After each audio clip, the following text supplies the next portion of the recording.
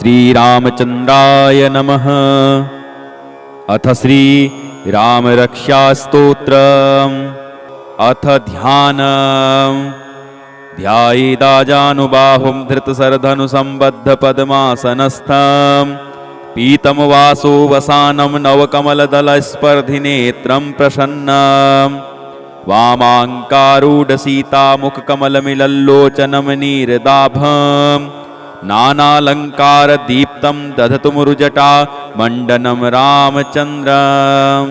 अथ स्तोत्रम्। चरितं रघुनाथस्य शतकोटिप्रविस्तरम् एकैकमक्षरं पुंसां महापातकनाशनम् ध्यात्वा नीलोत्पलश्यामं रामं राजीवलोचनम् जानकी लक्ष्मणोपेतं जटामुकुटमण्डितम् शासितूर्णधनुर्बाणपाणिं नक्तं चरान्तकम् स्वलीलया जगत्त्रातुं आविर्भूतमजं विभुं राम रक्षां पठेत् प्राज्ञः पापघ्नीं सर्वकामदां शिरो मे राघवः पातु भालं दशरथात्मजः कौशल्येयो दृशौ पातु विश्वामित्रप्रियः श्रुति घ्राणं पातु मखत्राता मुखं सौमित्रिवत्सलः जिह्वां विद्यानिधिः पातु कंठं भरतवन्दितः स्कन्धौ दिव्यायुधः पातु भुजौ भग्नेशकारमुकः करौ सीतापतिः पातु हृदयं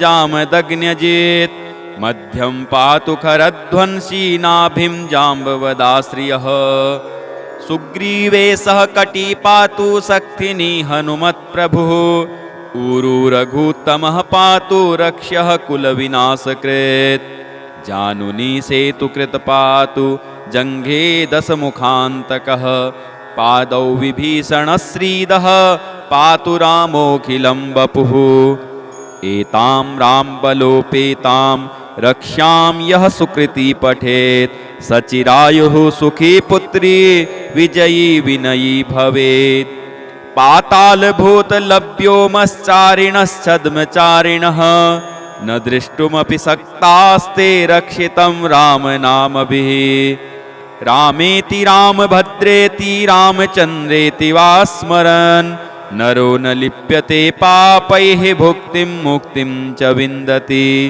जगज्जैत्रेकमन्त्रेण रामनाम्नाभिरक्षितं यः कण्ठे धारयेत् तस्य करस्थाः सर्वसिद्धयः वज्रपञ्जरनामेदं यो रामकवचं स्मरेत् अव्याहताज्ञः सर्वत्र लभते जयमङ्गलम् आदिष्टवान् यथा स्वप्ने राम रक्ष्यामिमां हरः तथा लिखितवान् प्रातः प्रबुद्धो बुधकौशिकः आरामः कल्पवृक्षाणां विरामः सकलापदाम् अभिरामस्त्रिलोकानां रामः श्रीमान् सनः प्रभुः तरुणौ रूपसम्पन्नौ सुकुमारौ महाबलौ पुण्डरीकविशालाक्षौ चिरकृष्णाजिनाम्बरौ फलमूलासिनौ दान्तौ तापसौ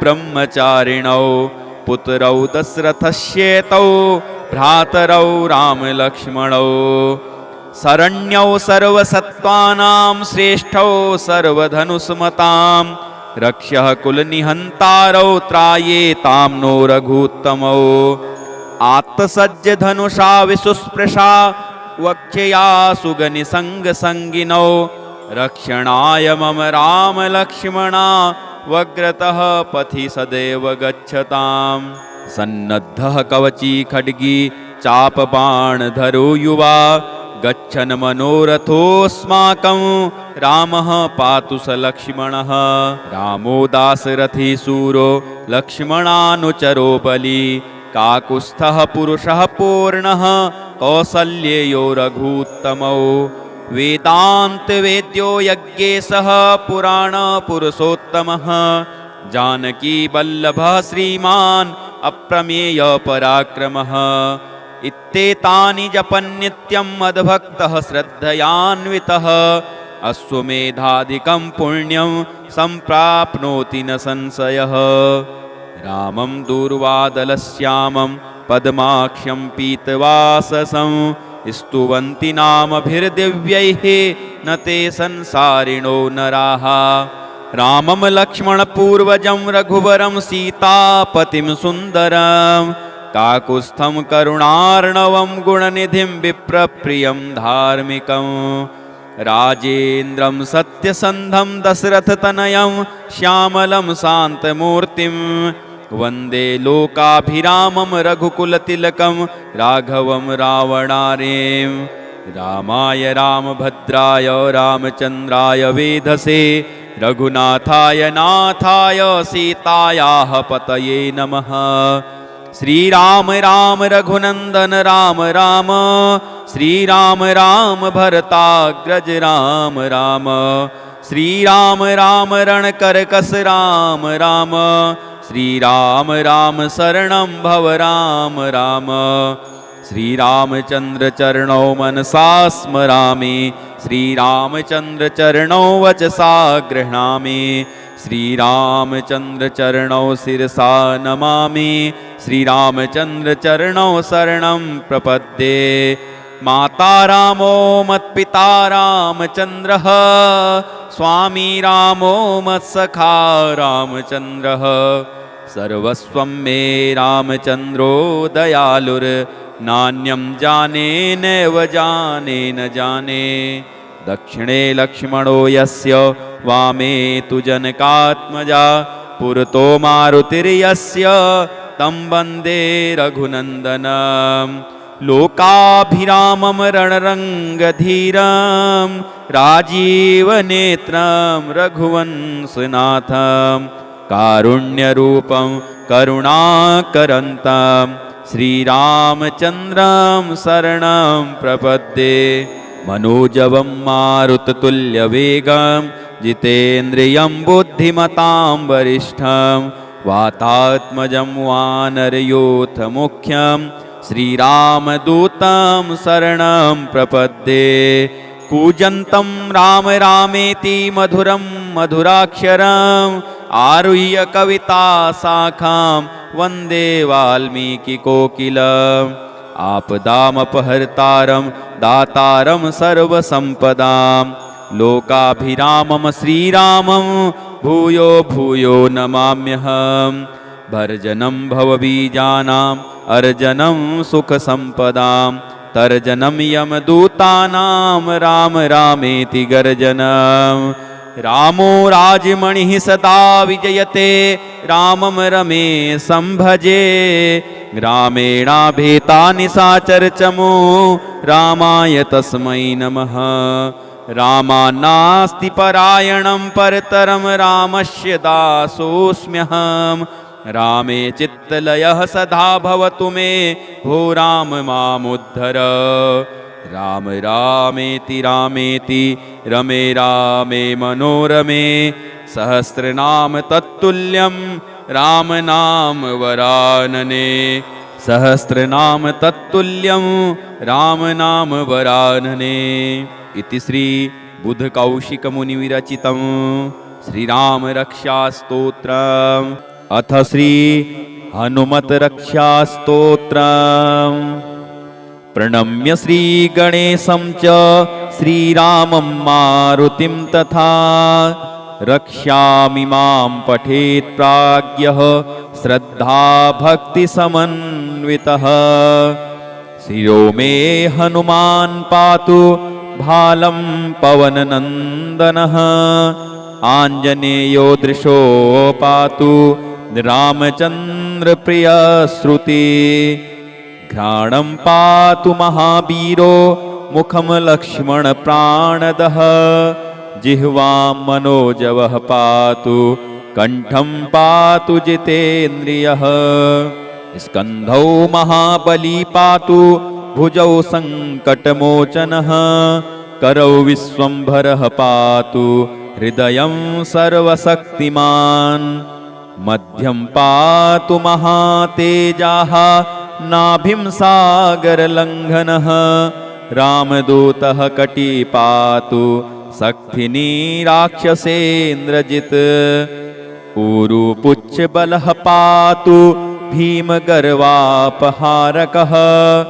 जानुनी श्रीप्रदः पातु जङ्घे लङ्काप्रदाहकः पादौ श्रीरामभक्तश्च सूर्यमण्डलभक्ष्यकः हनुमान् पातु मे कायं मकरध्वजजन्मदः एतां रुद्रबलोपेतां रक्ष्यां यः सुकृती पठेत् स दीर्घायु सुखी पुत्री बलवान् बुद्धिमान् भवेत् स दीर्घायु सुखी पुत्री बलवान् बुद्धिमान् भवेत् इति श्री हनुमत रक्षा स्तोत्रम् चरितं रघुनाथस्य शतकोटि प्रविस्तरम् एकैकमक्षरं पुंसा महापातकनाशनम्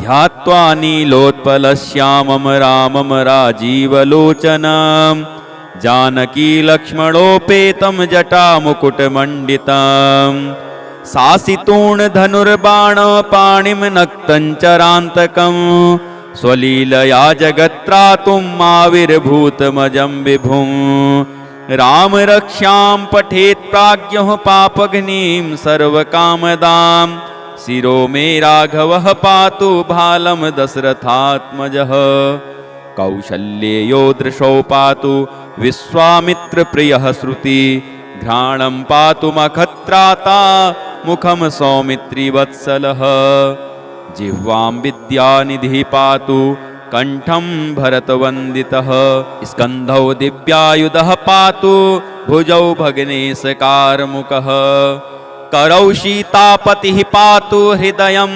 जामदग्न्यजित् मध्यं पातु खरध्वंसी नाभिं जाम्बवदाश्रियः सुग्रीवे सह कटी पातु सक्थिनी हनुमत्प्रभुः ऊरू रघुत्तमः पातु रक्ष्यः कुलविनाशकृत् जानुनी सेतुकृत पातु जङ्घे दशमुखान्तकः पादौ विभीषणश्रीदः पातु रामोऽखिलं वपुः एतां रामबलोपेतां रक्ष्यां यः सुकृती पठेत् सचिरायुः सुखी पुत्री विजयी विनयी भवेत् पातालभूतलभ्योमश्चारिणश्छद्मचारिणः न दृष्टुमपि सक्तास्ते रक्षितं रामनामभिः रामेति रामभद्रेति रामचन्द्रेति वा स्मरन् नरो न लिप्यते पापैः भुक्तिं मुक्तिं च विन्दति जगज्जैत्रेकमन्त्रेण रामनाम्नाभिरक्षितं यः कण्ठे धारयेत् तस्य करस्थाः सर्वसिद्धयः वज्रपञ्जरनामेदं यो रामकवचं स्मरेत् अव्याहताज्ञः सर्वत्र लभते जयमङ्गलम् आदिष्टवान् यथा स्वप्ने राम रक्ष्यामिमां हरः तथा लिखितवान् प्रातः प्रबुद्धो बुधकौशिकः आरामः कल्पवृक्षाणां विरामः सकलापदाम् अभिरामस्त्रिलोकानां रामः श्रीमान् सनः प्रभुः तरुणौ रूपसम्पन्नौ सुकुमारौ महाबलौ पुण्डरीकविशालाक्षौ चिरकृष्णाजिनाम्बरौ फलमूलासिनौ दान्तौ तापसौ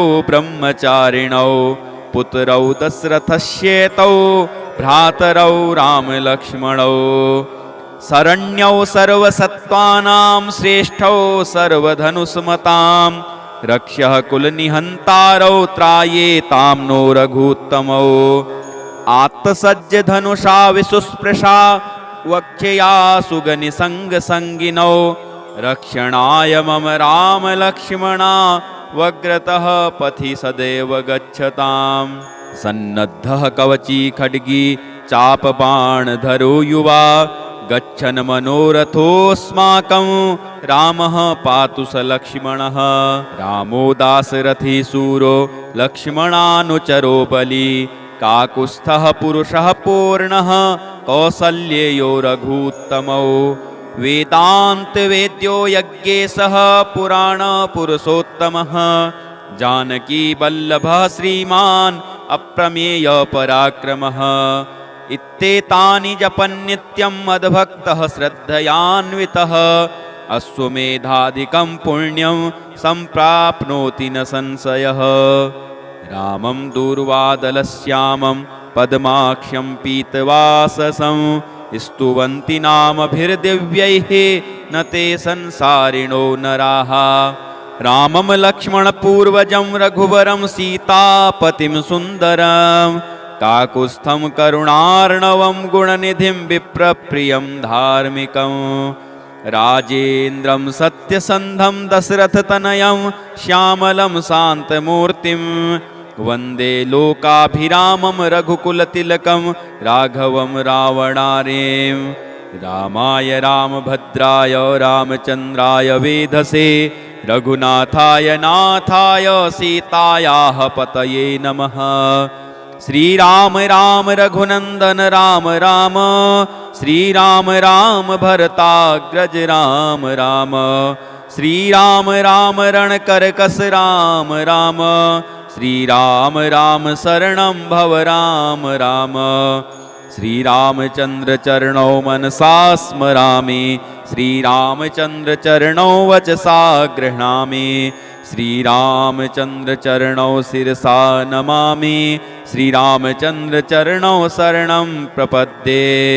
माता रामो मत्पिता रामचन्द्रः स्वामी रामो मत्सखा रामचन्द्रः सर्वस्वं मे रामचन्द्रो दयालुर् नान्यं जाने नैव जाने न जाने। दक्षिणे लक्ष्मणो यस्य वामे तु जनकात्मजा पुरतो मारुतिर्यस्य तं वन्दे रघुनन्दनं। लोकाभिरामं रणरङ्गधीरं राजीवनेत्रं रघुवंशनाथं कारुण्यरूपं करुणाकरन्तं श्रीरामचन्द्रं शरणं प्रपद्ये। मनोजवं मारुततुल्यवेगं जितेन्द्रियं बुद्धिमतां वरिष्ठं वातात्मजं वानरयूथमुख्यं श्रीरामदूतं शरणं प्रपद्ये। कूजन्तं राम रामेति मधुरं मधुराक्षरम् आरुह्य कविता शाखां वन्दे वाल्मीकिकोकिलम्। आपदामपहर्तारं दातारं सर्वसम्पदां लोकाभिरामं श्रीरामं भूयो भूयो नमाम्यहम्। भर्जनं भवबीजानाम् अर्जनं सुखसम्पदां तर्जनं यमदूतानां राम रामेति गर्जनम्। रामो राजमणिः सदा विजयते रामं रमेशं भजे रामेणाभेता निशाचरचमो रामाय तस्मै नमः। रामान्नास्ति परायणं परतरं रामस्य दासोऽस्म्यहम्। रामे चित्तलयः सदा भवतु मे भो राम मामुद्धर। राम रामेति रामेति रमे रामे मनोरमे सहस्रनाम तत्तुल्यं राम नाम वरानने। सहस्रनाम तत्तुल्यं राम नाम वरानने। इति श्री बुधकौशिकमुनिविरचितं श्रीरामरक्षास्तोत्रम् अथ श्री हनुमद्रक्षास्तोत्रम्। प्रणम्य श्रीगणेशं च श्रीरामं मारुतिं तथा रक्ष्यामि मां पठेत् प्राज्ञः श्रद्धा भक्तिसमन्वितः। शिरो मे हनुमान् पातु भालं पवननन्दनः आञ्जनेयो दृशो पातु रामचन्द्रप्रियश्रुति। घ्राणं पातु महावीरो मुखं लक्ष्मणप्राणदः जिह्वां मनोजवः पातु कंठं पातु जितेन्द्रियः। स्कन्धौ महाबली पातु भुजौ सङ्कटमोचनः करौ विश्वम्भरः पातु हृदयं सर्वशक्तिमान्। मध्यं पातु महातेजाः नाभिं सागरलङ्घनः। रामदूतः कटी पातु शक्तिनी राक्षसेन्द्रजित्। ऊरुपुच्छबलः पातु भीमगर्वापहारकः। जानुनी श्रीप्रदः पातु जङ्घे लङ्काप्रदाहकः। पादौ श्रीरामभक्तश्च सूर्यमण्डलभक्षकः। हनुमान् पातु मे कायं मकरध्वजजन्मदः। एतां रुद्रबलोपेतां रक्ष्यां यः सुकृती पठेत्। स दीर्घायु सुखी पुत्री बलवान् बुद्धिमान् भवेत्। स दीर्घायु सुखी पुत्री बलवान् बुद्धिमान् भवेत्। इति श्री हनुमत्रक्षास्तोत्रम्। चरितं रघुनाथस्य शतकोटिप्रविस्तरम्। एकैकमक्षरं पुंसां महापातकनाशनम्। ध्यात्वा नीलोत्पलश्यामं रामं राजीवलोचनं। जानकीलक्ष्मणोपेतं जटामुकुटमण्डितं। शासितूर्णधनुर्बाणपाणिं नक्तं चरान्तकं।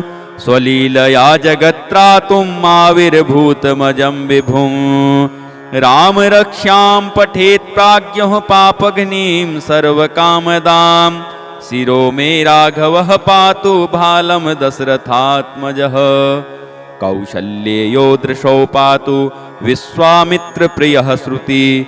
घ्राणं पातु मखत्राता मुखं सौमित्रिवत्सलः।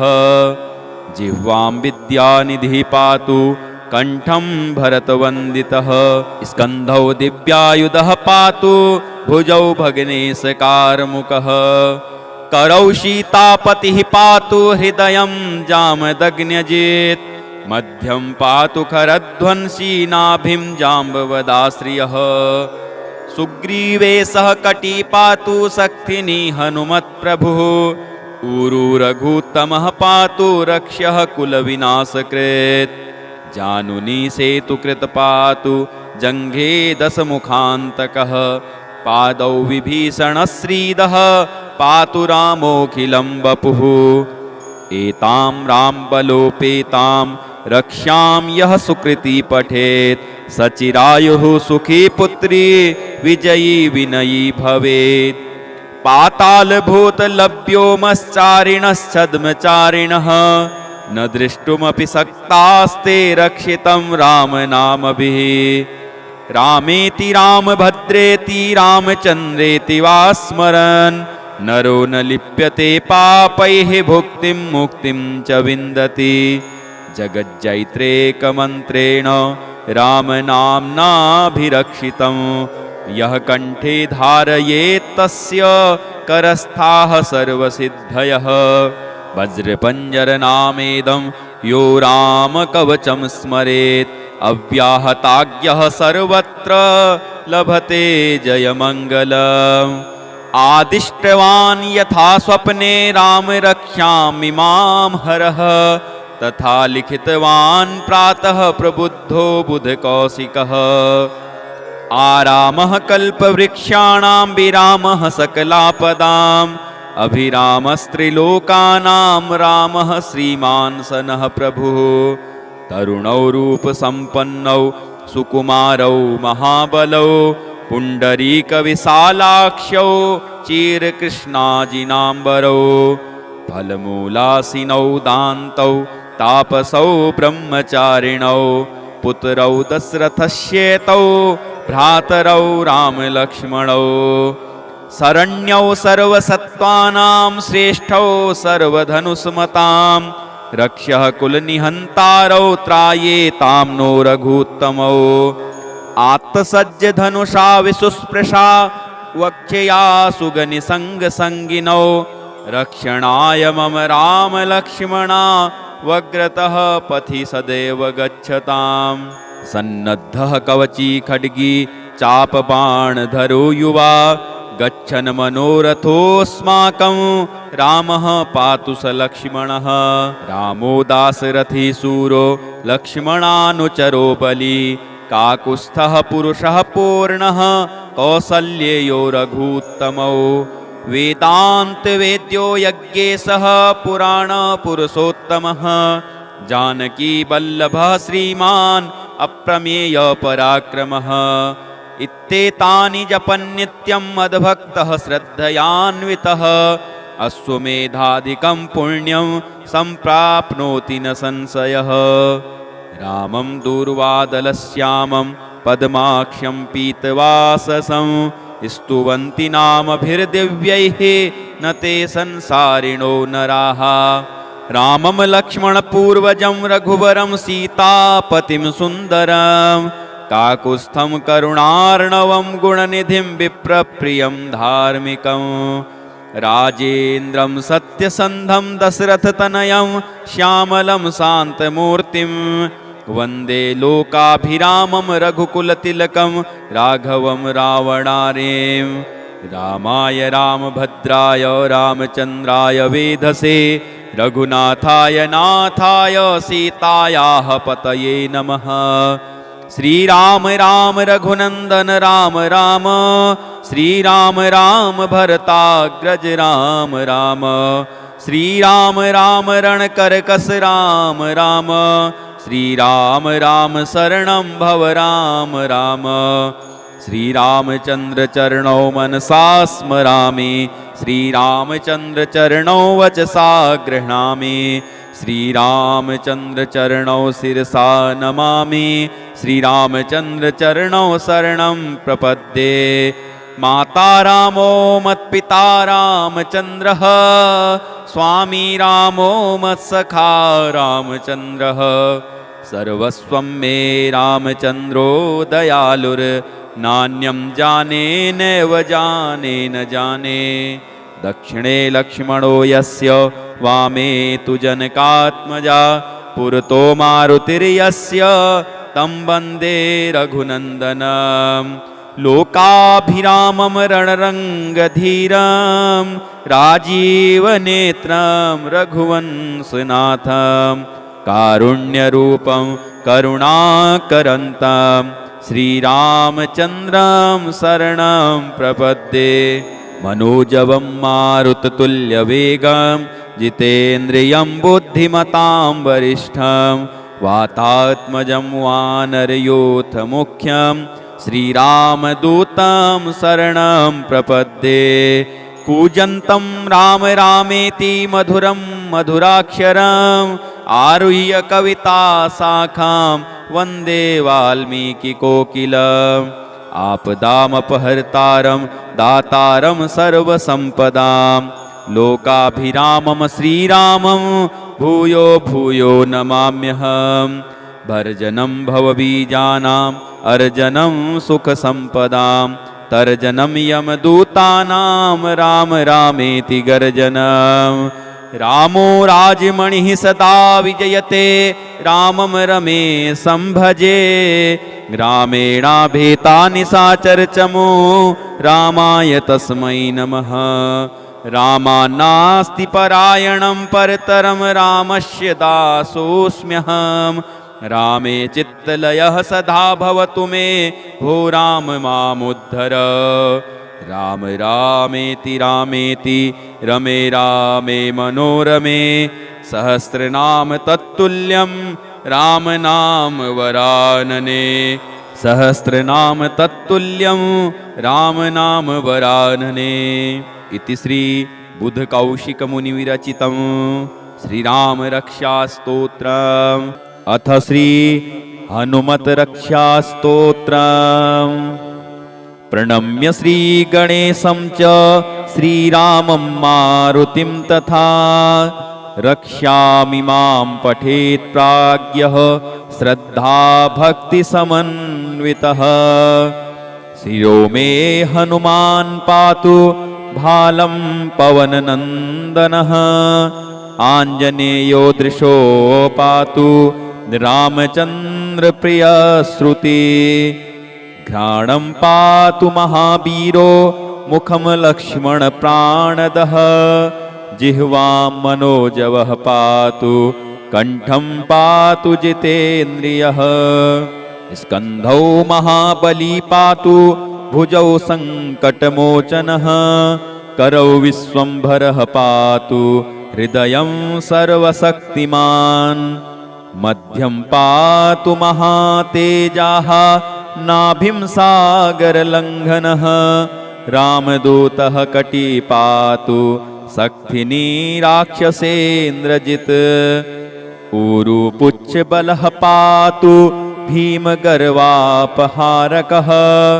जानुनी श्रीप्रदः पातु जङ्घे लङ्काप्रदाहकः पादौ श्रीरामभक्तश्च सूर्यमण्डलभक्ष्यकः हनुमान् पातु मे कायं मकरध्वजजन्मदः एतां रुद्रबलोपेतां रक्ष्यां यः सुकृती पठेत् स दीर्घायु सुखी पुत्री बलवान् बुद्धिमान् भवेत् स दीर्घायु सुखी पुत्री बलवान् बुद्धिमान् भवेत् इति श्री हनुमत रक्षा स्तोत्रम् चरितं रघुनाथस्य शतकोटिप्रविस्तरम् एकैकमक्षरं पुंसां महापातकनाशनम् ध्यात्वा नीलोत्पलश्यामं रामं राजीवलोचनं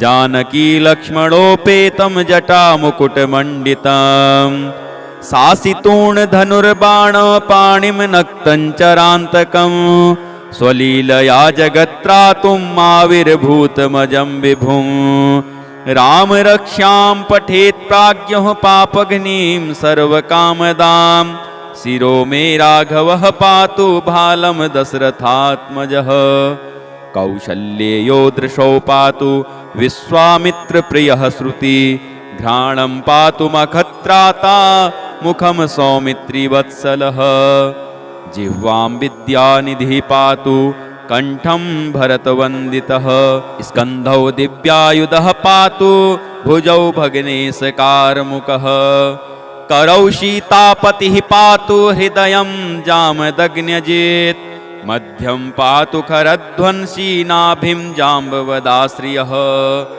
सुग्रीवेशः कटी पातु शक्तिनी हनुमत्प्रभुः ऊरू रघुत्तमः पातु रक्ष्यः कुलविनाशकृत् जानुनी सेतुकृत पातु जङ्घे दशमुखान्तकः पादौ विभीषणश्रीदः पातु रामोऽखिलं वपुः एतां रामबलोपेतां रक्ष्यां यः सुकृती पठेत् सचिरायुः सुखी पुत्री विजयी विनयी भवेत् पातालभूतलभ्योमश्चारिणश्छद्मचारिणः न दृष्टुमपि शक्तास्ते रक्षितं रामनामभिः रामेति रामभद्रेति रामचन्द्रेति वा स्मरन् नरो न लिप्यते पापैः भुक्तिं मुक्तिं च विन्दति जगज्जैत्रेकमन्त्रेण रामनाम्नाभिरक्षितं यः कण्ठे धारयेत् तस्य करस्थाः सर्वसिद्धयः वज्रपञ्जरनामेदं यो रामकवचं स्मरेत् अव्याहताज्ञः सर्वत्र लभते जयमङ्गलम् आदिष्टवान् यथा स्वप्ने राम रक्ष्यामिमां हरः तथा लिखितवान् प्रातः प्रबुद्धो बुधकौशिकः आरामः कल्पवृक्षाणां विरामः सकलापदाम् अभिरामस्त्रिलोकानां रामः श्रीमान् स नः प्रभुः तरुणौ रूपसम्पन्नौ सुकुमारौ महाबलौ पुण्डरीकविशालाक्षौ चिरकृष्णाजिनाम्बरौ फलमूलासिनौ दान्तौ तापसौ ब्रह्मचारिणौ पुत्रौ दशरथस्येतौ भ्रातरौ रामलक्ष्मणौ शरण्यौ सर्वसत्त्वानां श्रेष्ठौ सर्वधनुष्मतां रक्ष्यः कुलनिहन्तारौ त्रायेतां नो रघुत्तमौ आत्तसज्जधनुषा विशुस्पृशा वक्षया सुगनिसङ्गसङ्गिनौ रक्षणाय मम राम लक्ष्मणा वग्रतः पथि सदैव गच्छताम्। सन्नद्धः कवची खड्गी चापबाणधरो युवा गच्छन् मनोरथोऽस्माकं रामः पातु स लक्ष्मणः। रामो दाशरथी शूरो लक्ष्मणानुचरो बली काकुत्स्थः पुरुषः पूर्णः कौसल्ययो रघूत्तमौ। वेदान्तवेद्यो यज्ञेशः पुराणपुरुषोत्तमः जानकी वल्लभः श्रीमान् अप्रमेय पराक्रमः। इत्येतानि जपन्नित्यं मद्भक्तः श्रद्धयान्वितः अश्वमेधाधिकं पुण्यं सम्प्राप्नोति न संशयः।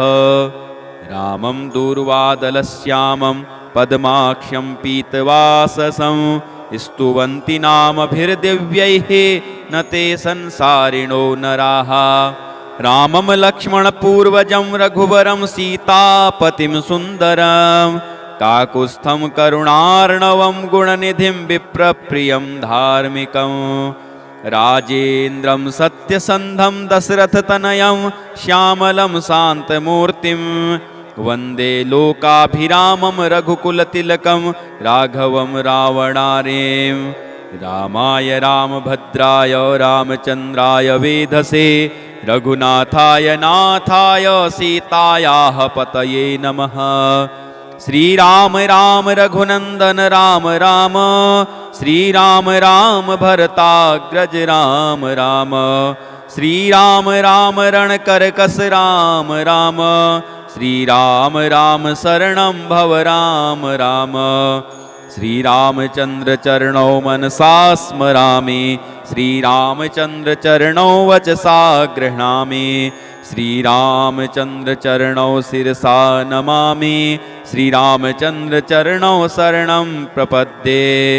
माता रामो मत्पिता रामचन्द्रः स्वामी रामो मत्सखा रामचन्द्रः सर्वस्वं मे रामचन्द्रो दयालुर्नान्यं जाने नैव जाने न जाने।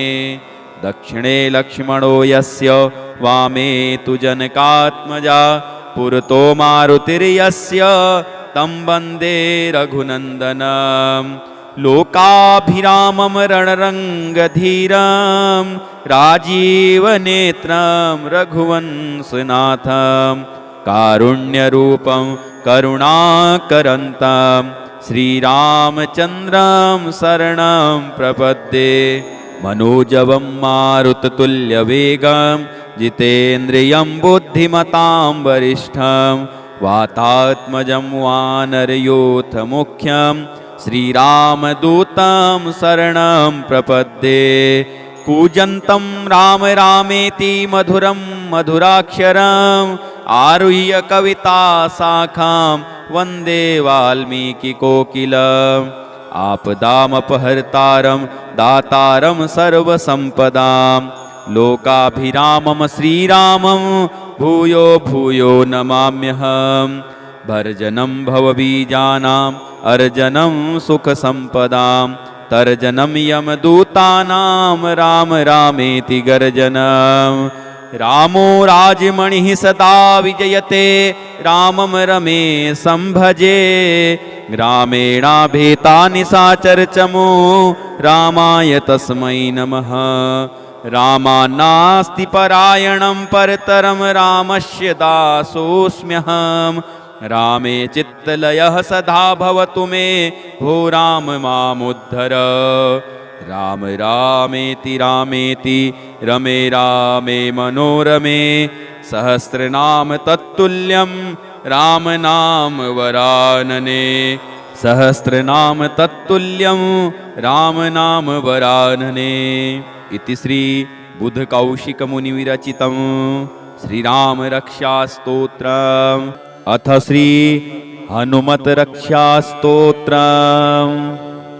प्रणम्य श्रीगणेशं च श्रीरामं मारुतिं तथा रक्ष्यामि मां पठेत् प्राज्ञः श्रद्धा भक्तिसमन्वितः। शिरो मे हनुमान् पातु भालं पवननन्दनः आञ्जनेयो दृशो पातु रामचन्द्रप्रियश्रुति घ्राणं पातु महावीरो मुखं लक्ष्मणप्राणदः जिह्वां मनोजवः पातु कण्ठं पातु जितेन्द्रियः स्कन्धौ महाबली पातु भुजौ सङ्कटमोचनः करौ विश्वम्भरः पातु हृदयं सर्वशक्तिमान् मध्यं पातु महातेजाः नाभिं सागरलङ्घनः रामदूतः कटी पातु शक्तिनी राक्षसेन्द्रजित् ऊरुपुच्छबलः पातु भीमगर्वापहारकः जानुनी श्रीप्रदः पातु जङ्घे लङ्काप्रदाहकः पादौ श्रीरामभक्तश्च सूर्यमण्डलभक्ष्यकः हनुमान् पातु मे कायं मकरध्वजजन्मदः एतां रुद्रबलोपेतां रक्षां यः सुकृती पठेत् स दीर्घायु सुखी पुत्री बलवान् बुद्धिमान् भवेत् स दीर्घायु सुखी पुत्री बलवान् बुद्धिमान् भवेत् इति श्री हनुमत रक्षा स्तोत्रम्।